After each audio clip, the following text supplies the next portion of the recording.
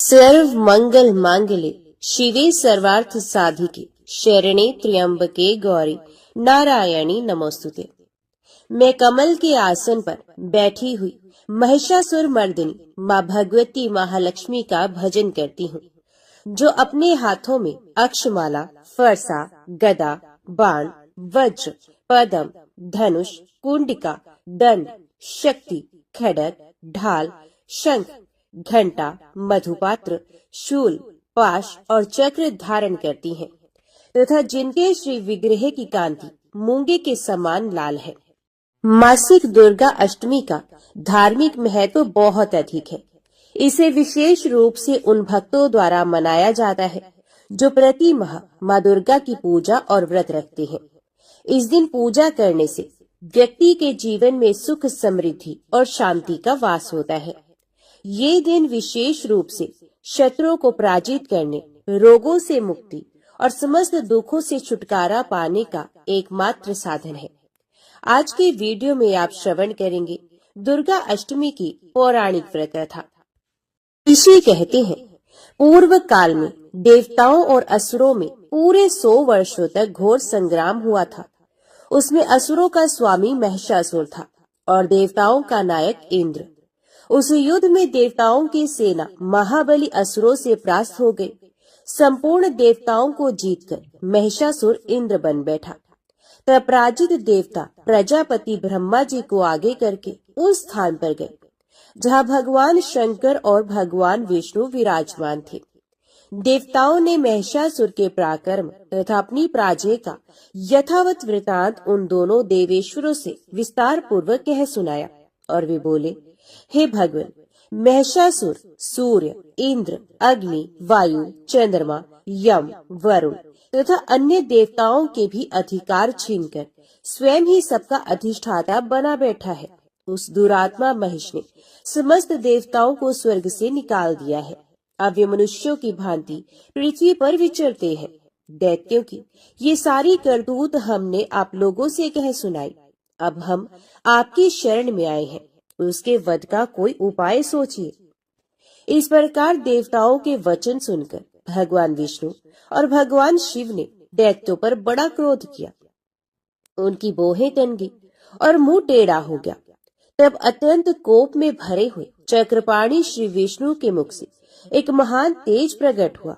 इसी प्रकार ब्रह्मा, शंकर तथा इंद्र आदि अन्य देवताओं के शरीर से भी बड़ा भारी तेज निकला। वे सब मिलकर एक हो गया। महान तेज का वह पुंज पर्वत सा जान पड़ता था।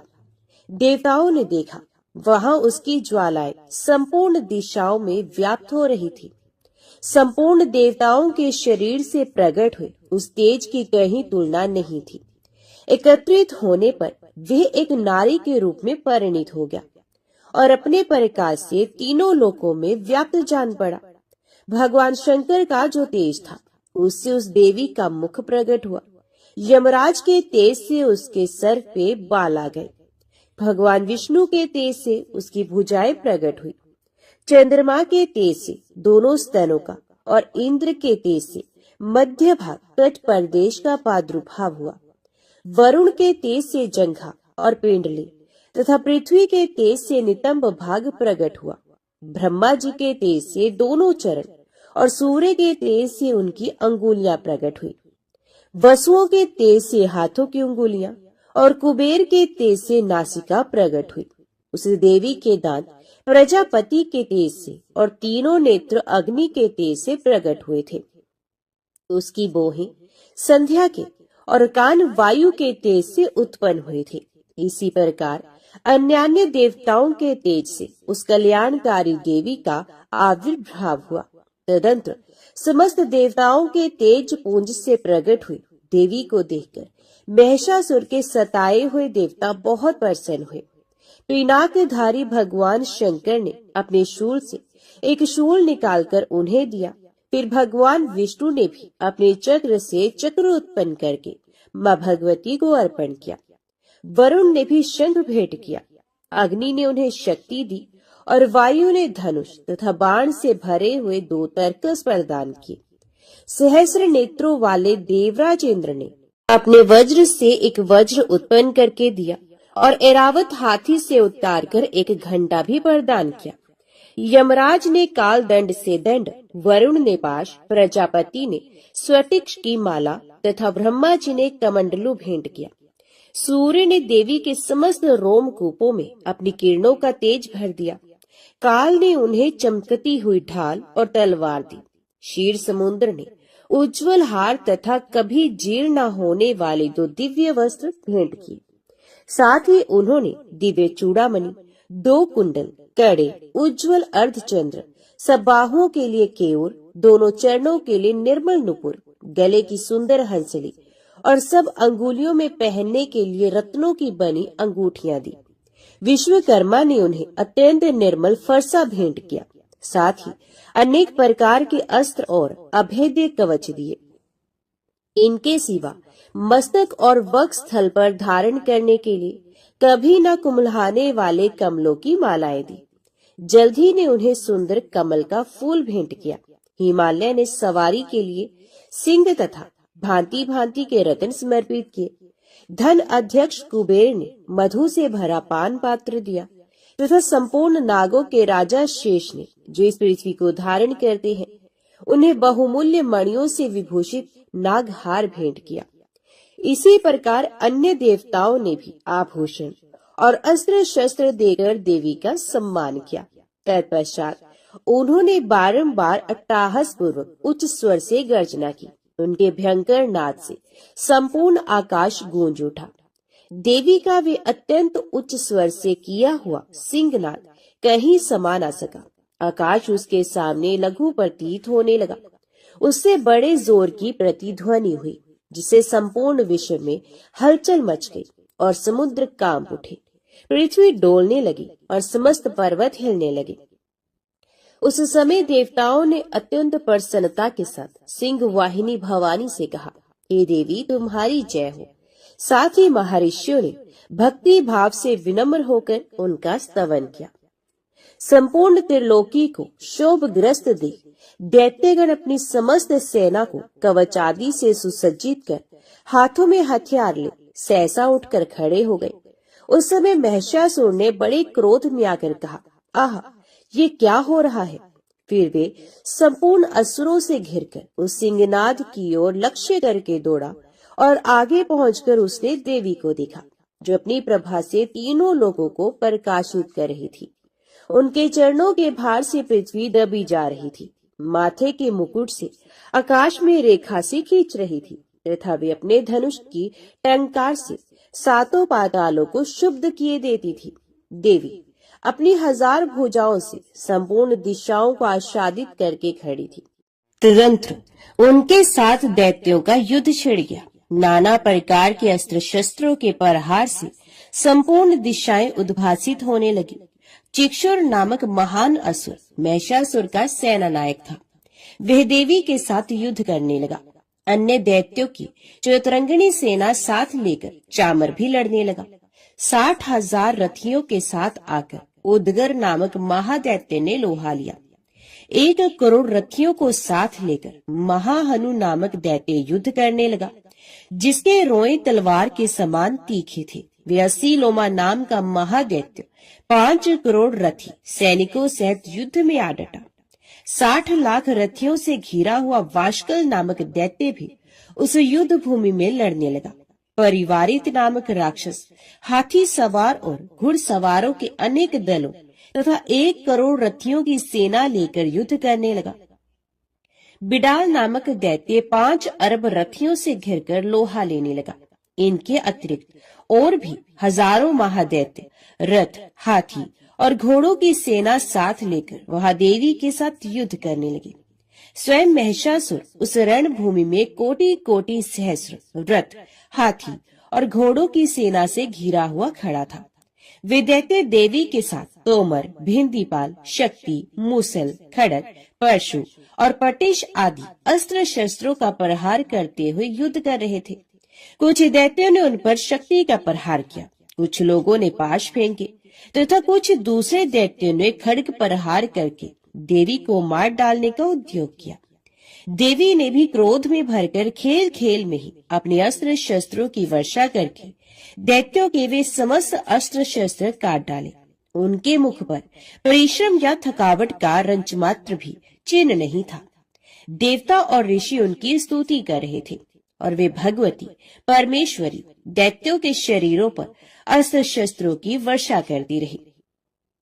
देवी का वाहन वह सिंह भी क्रोध में भरकर गर्दन के बालों को हिलाता हुआ असुरों की सेना में इस प्रकार विचरने लगा, मानो वनों में दावा नल फैल रहा हो। रणभूमि में दैत्यों के साथ युद्ध करती हुई देवी अंबिका ने जितने निश्वास छोड़े वे सभी तत्काल सैकड़ों हजारों गणों के रूप में प्रकट हो गए और परशु, भेंदीपाल, खड्ग तथा पटेश आदि अस्त्रों द्वारा असुरों का सामना करने लगे। देवी की शक्ति से बड़े हुए वे गण असुरों का नाश करते हुए नगाड़ा और शंख आदि बजाने लगे। उस संग्राम महोत्सव में कितने ही गण मृदंग बजा रहे थे। तदंतर देवी ने त्रिशूल से, गदा से, शक्ति की वर्षा से और खड्ग आदि से सैकड़ों महादैत्यों का संहार कर डाला। कितनों को घंटे के भयंकर नाद से मूर्छित करके मार गिराया। बहुतेरे दैत्यों को पाश से बांधकर धरती पर घसीटा। कितने ही दैत्य उनकी तीखी तलवार की मार से दो दो टुकड़े हो गए। कितने ही गदा की चोट से घायल हो धरती पर सो गए। कितने ही मूसल की मार से अत्यंत आहत होकर रक्त वमन करने लगे। कुछ दैत्य शूल से छाती फट जाने के कारण पृथ्वी पर ढेर हो गए। उस रणांगन में बाण समूहों की वृष्टि से कितने ही असुरों की कमर टूट गई। बाज की तरह झपटने वाले देव पीड़ित दैत्यगण अपने प्राणों से हाथ धोने लगे। किन्हीं की बाहें छिन्न भिन्न हो गई, कितनों की गर्दनें कट गई, कितने ही दैत्यों के मस्तक कट कट कर गिरने लगे। कुछ लोगों के शरीर मध्य भाग में ही विलीन हो गए। कितने ही महादैत्य जांघें कट जाने से पृथ्वी पर गिर पड़े। कितनों को ही देवी ने एक बाह, एक पैर और एक नेत्र वाला करके दो टुकड़ों में चीर डाला। कितने ही दैत्य मस्तक कट जाने पर भी गिरकर फिर उठ जाते और केवल धड़ के ही रूप में अच्छे अच्छे हथियार हाथ में देवी के साथ युद्ध करने लगते थे। दूसरे कबंध युद्ध के बाजों की लय पर नाचते थे। कितने ही बिना सर के धड़ हाथों में खड्ग, शक्ति और रिष्टि लेकर दौड़ते थे तथा दूसरे दूसरे महादैत्य ठहरो ठहरो ये कहते हुए देवी को युद्ध के लिए ललकारते थे। जहाँ वे घोर संग्राम हुआ था वहाँ की धरती देवी के गिराए हुए रथ, हाथी, घोड़े और असुरों की लाशों में ऐसी पट गई थी कि वहाँ चलना फिरना असंभव हो गया था। दैत्यों की सेना में हाथी, घोड़े और असुरों के शरीरों से इतनी अधिक मात्रा में रक्तपात हुआ था कि थोड़ी ही देर में वहाँ खून की बड़ी बड़ी नदियां बहने लगी। जगदम्बा ने असुरों की विशाल सेना को क्षण भर में नष्ट कर दिया। ठीक उसी तरह जैसे तृण और काठ के भारी ढेर को आग कुछ ही क्षणों में भस्म कर देती है। और वे सिंह भी गर्दन के बालों को हिला हिलाकर जोर जोर से गर्जना करता हुआ दैत्यों के शरीर से मानो उनके प्राण चुन लेता था। वहां देवी के गणों ने भी उन महादैत्यों के साथ ऐसा युद्ध किया जिससे देवतागण उन पर आकाश से फूल बरसाने लगे और उन सब से बहुत संतुष्ट हुए। जगदम्बा के श्रीअंगों की कांति उदय काल के सहस्रों सूर्यों के समान है। वे लाल रंग की रेशमी साड़ी पहने हुए हैं। उनके गले में मुंडमाला शोभा पा रही है। दोनों स्तनों पर रक्त चंदन का लेप लगा है। वे अपने कर कमलों में जप मालिका, विद्या, अभय तथा वर मुद्राएं धारण करती हैं। 3 नेत्रों से सुशोभित मुखार विंद की बड़ी शोभा हो रही है। उनके मस्तक पर चंद्रमा के साथ ही रतन में मुकुट बंधा है तथा वे कमल के आसन पर विराजमान है। ऐसी देवी को मैं भक्ति पूर्वक प्रणाम करता हूँ। दैत्यों की सेना को इस प्रकार तहस नहस होते देख महादैत्य सेनापति चिक्षुर क्रोध में भरकर अंबिका देवी से युद्ध करने को आगे बढ़ा। व्यसुर रणभूमि में देवी के ऊपर इस प्रकार बाणों की वर्षा करने लगा जैसे बादल मेरू गिरी के शिखर पर पानी की धार बरसा रहा हो। तब देवी ने अपने बाणों से उसके बाण समूह को अनायास ही काटकर उसके घोड़ों और साथी को भी मार डाला। साथ ही उसके धनुष तथा अत्यंत ऊंची ध्वजा भी तत्काल काट गिराया। धनुष कट जाने पर उसके अंगों को अपने बाणों से बेंध डाला। धनुष, रथ, घोड़े और सारथी के नष्ट हो जाने पर वे असुर ढाल और तलवार लेकर देवी की ओर दौड़ा। उसने तीखी धार वाली तलवार से सिंह के मस्तक पर चोट करके देवी की भी बाईं भुजा में बड़े वेग से प्रहार किया। देवी की बाह पर पहुंचते ही वे तलवार टूट गई। फिर तो क्रोध से लाल आंखें करके उस राक्षस ने शूल हाथ में लिया और उसे उस महादैत्य ने भगवती भद्रकाली के ऊपर चलाया। वह शूल आकाश से गिरते हुए सूर्य मंडल की भांति अपने तेज से प्रज्वलित हो उठा। उस शूल को अपनी ओर आते देख देवी ने भी शूल का ही प्रहार किया। उससे राक्षस के शूल के सैकड़ों टुकड़े हो गए। साथ ही महादैत्य चिक्षुर की भी धज्जियां उड़ गई। वे प्राणों से हाथ धो बैठा। महिषासुर के सेनापति उस महाप्रकर्मी चिक्षुर के मारे जाने पर देवताओं को पीड़ा देने वाला चामर हाथी पर चढ़कर आ गया। उसने भी देवी के ऊपर शक्ति का प्रहार किया, किंतु मां जगदम्बा ने उसे अपनी हुंकार से ही आहत एवं निष्प्रभ करके तत्काल पृथ्वी पर गिरा दिया। शक्ति को टूटकर गिरी हुई देख चामर को बड़ा क्रोध हुआ। अब उसने शूल चलाया, किंतु देवी ने उसे भी अपने बाणों द्वारा काट डाला। इतने में ही देवी का सिंह उछलकर हाथी के मस्तक पर चढ़ बैठा और उस दैत्य के साथ खूब जोर लगाकर बाहु युद्ध करने लगा। दोनों लड़ते लड़ते हाथी से पृथ्वी पर आ गिरे और अत्यंत क्रोध में भरकर एक दूसरे पर बड़े भयंकर प्रहार करते हुए लड़ने लगे। तदंतर सिंह बड़े जोर से आकाश की ओर उछला और उधर से गिरते समय उसने पंजों की मार से चामर का सर धड़ से अलग कर दिया। इसी प्रकार उदगर भी शीला और वृक्ष आदि की मार खाकर रणभूमि में देवी के हाथ से मारा गया तथा कराल भी दांतों, मुक्कों और थप्पड़ों की चोट से धराशायी हो गया। क्रोध में भरी हुई देवी ने गदा की चोट से उद्धव का चूमर निकाल दिया। रिंधीपाल से वाष्कल को तथा बाणों से ताम्र और अंधक को मौत के घाट उतार दिया। 3 नेत्रों वाली परमेश्वरी ने त्रिशूल से उग्रा से उग्रवीर तथा महाहनु नामक दैत्य को मार डाला। तलवार की चोट से विडाल के मस्तक को धड़ से अलग कर दिया। दुर्धर और दुर्मुख इन दोनों को भी अपने बाणों से यमलोक भेज दिया। इस प्रकार अपनी सेना का संहार होता देख महिषासुर ने भैंसे का रूप धारण करके देवी के गणों को त्रास देना आरंभ किया। किन्हीं को थुथुन से मारकर, किन्हीं के ऊपर खुरों का प्रहार करके, किन्हीं की पूंछ से चोट पहुंचाकर, कुछ को सींगों से वेदीर्ण करके, कुछ गणों को वेग से, किन्हीं को सिंहनाद से, कुछ को चक्कर देकर और कितनों को निश्वास वायु के झोंके से धराशायी कर दिया। इस प्रकार गणों की सेना को गिराकर वही असुर महादेवी के सिंह को मारने के लिए झपटा। इससे मां जगदम्बा को बड़ा क्रोध हुआ। उधर महाप्रकर्मी महिषासुर भी क्रोध में भरकर धरती को खुरोद से खोदने लगा तथा अपने सींगों से ऊंचे ऊंचे पर्वतों को उठाकर फेंकने और गरजने लगा। उसके वेग से चक्कर देने के कारण पृथ्वी शुद्ध होकर फटने लगी। उसकी पूंछ से टकराकर समुद्र सबोर से धरती को डुबोने लगा। हिलते हुए सींगों के आघात से विदीर्ण होकर बादलों के टुकड़े टुकड़े हो गए। उसके श्वास की प्रचंड वायु के वेग से उड़े हुए सैकड़ों पर्वत आकाश से गिरने लगे। इस प्रकार क्रोध में भरे हुए उस महादैत्य को अपनी ओर आते देख देवी चंडिका ने उसका वध करने के लिए महान क्रोध किया। उन्होंने पाश फेंक कर उस महान असुर को बांध लिया। उस महासंग्राम में बंध जाने पर उसने भैंसे का रूप त्याग दिया और तत्काल सिंह के रूप में वह प्रकट हो गया। उस अवस्था में जगदम्बा ज्यों ही उसका मस्तक काटने को उद्यत हुई, त्यों ही वे खड्गधारी पुरुष के रूप में दिखाई देने लगा। तब देवी ने तुरंत ही बाणों की वर्षा करके ढाल और तलवार के साथ उस पुरुष को भी बेंध डाला। इतने में ही वे महान गजराज के रूप में परिणित हो गया तथा अपनी सूंड से देवी के विशाल सिंह को खींचने और गरजने लगा।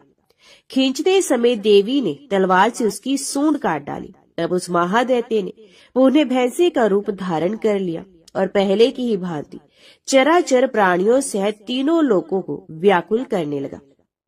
तब क्रोध में भरी हुई जगत माता चंडिका बारंबार उत्तम मधु का पान करने और लाल आंखें करके हंसने लगी। उधर वे बल और पराक्रम के मद से उन्मत्त हुआ राक्षस अपने सींगों से इस चंडी के ऊपर पर्वतों को फेंकने लगा और डकारने लगा। उस समय देवी अपने बाणों के समूहों से उसके फेंके हुए पर्वतों को चूर्ण करती हुई बोली।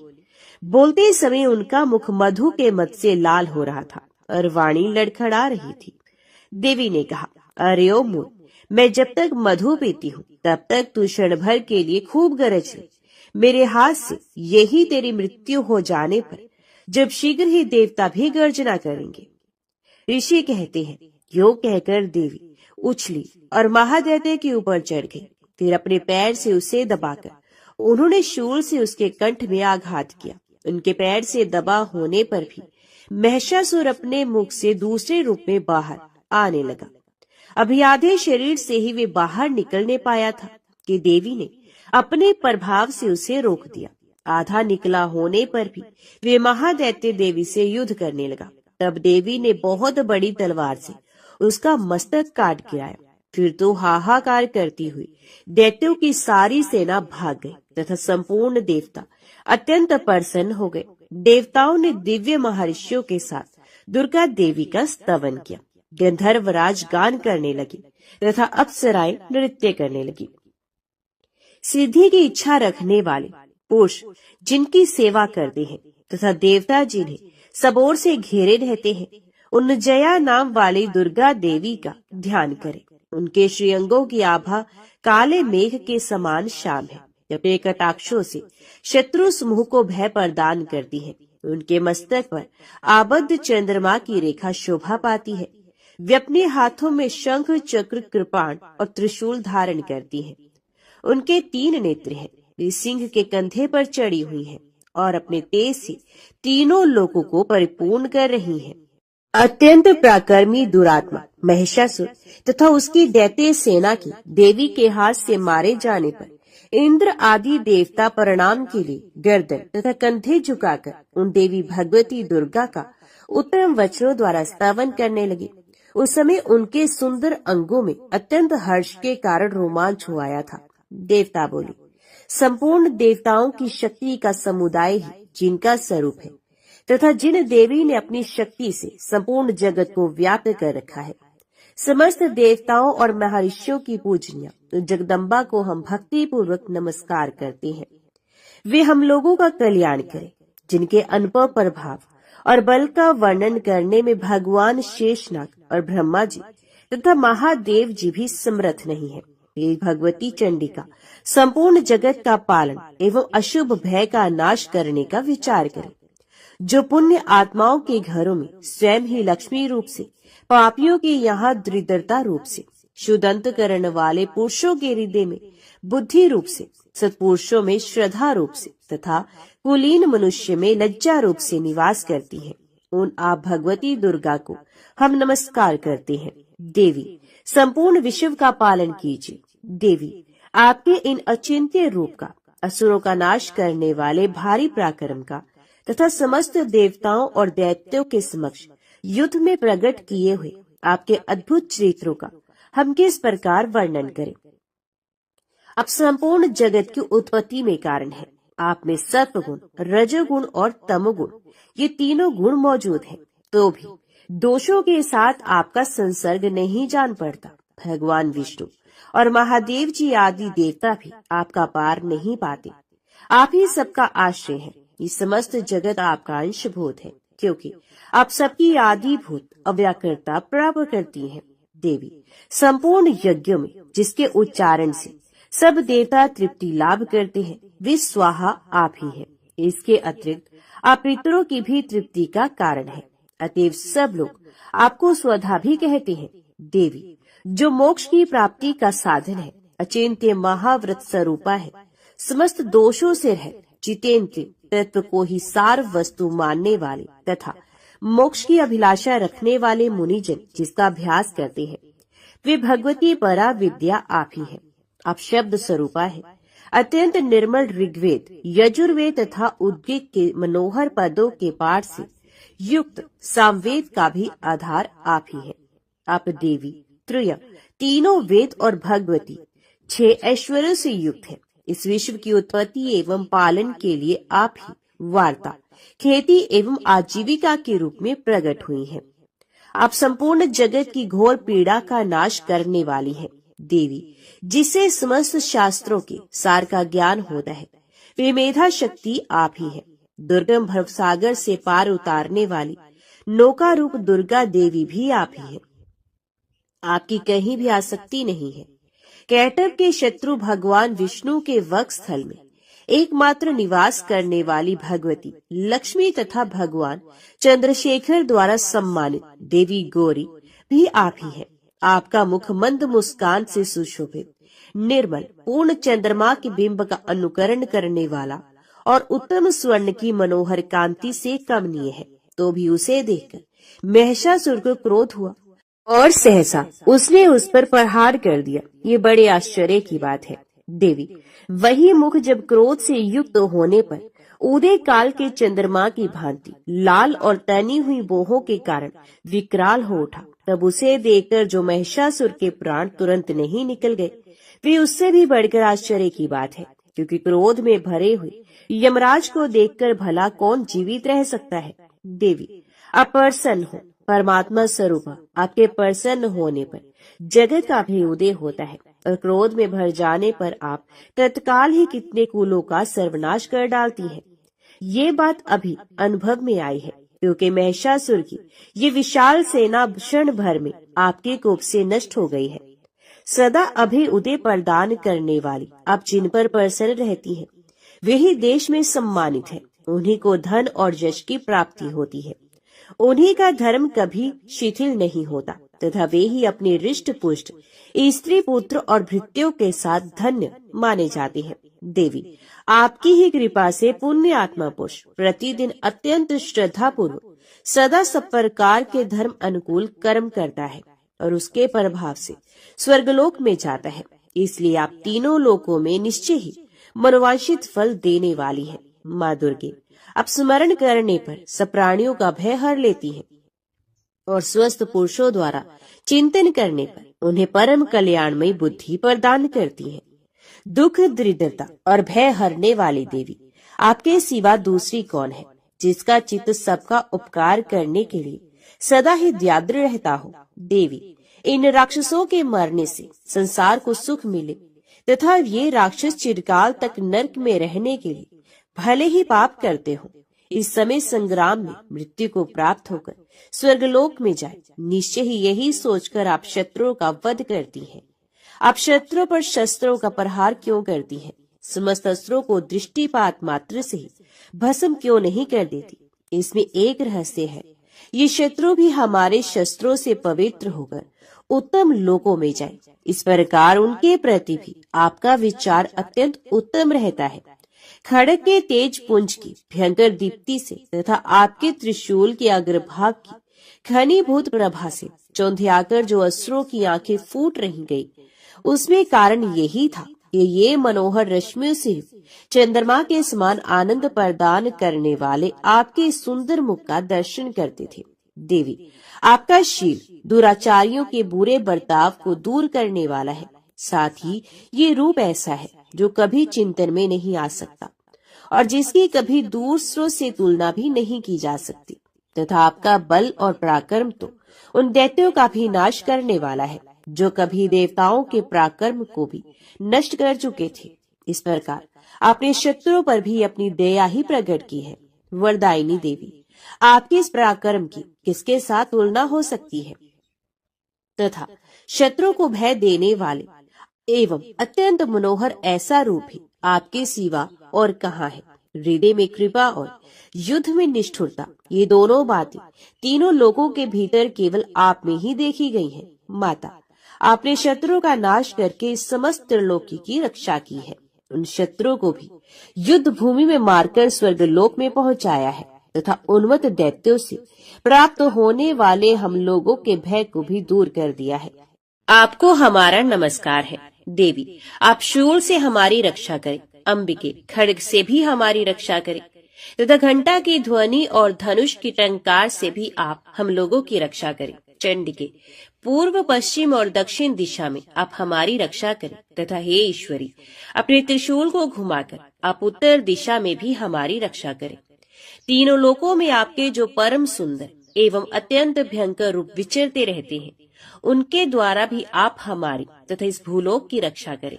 हे अंबिके, आपके कर पल्लवों में शोभा पाने वाले खड़ग, शूल और गदा आदि जो अस्त्र हों, उन सबके द्वारा आप सब ओर से हम लोगों की रक्षा करें। इस प्रकार जब देवताओं ने जगत माता दुर्गा की स्तुति की और नंदन वन के दिव्य पुष्पों और गंध चंदन आदि के द्वारा उनका पूजन किया, फिर सबने मिलकर जब भक्ति पूर्वक दिव्य धूपों की सुगंध निवेदन की, देवी ने प्रसन्न वंदन होकर प्रणाम करते हुए सब देवताओं ने कहा।